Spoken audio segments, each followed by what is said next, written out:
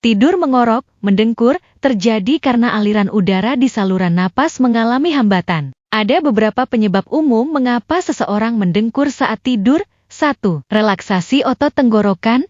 Ketika tidur, otot-otot di leher dan tenggorokan menjadi lebih rileks. Jika otot-otot ini terlalu lemas, jaringan di tenggorokan bisa menutup sebagian jalan napas, sehingga menimbulkan suara dengkuran saat udara melewatinya.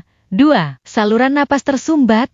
Hidung tersumbat karena alergi, pilek, atau sinusitis bisa mempersempit jalan napas dan menyebabkan dengkuran. 3. Anatomi tenggorokan.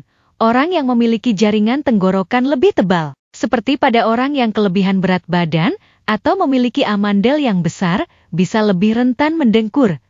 4. Posisi tidur. Tidur telentang dapat memperburuk dengkuran karena lidah bisa jatuh ke belakang tenggorokan dan menyumbat jalan napas sebagian.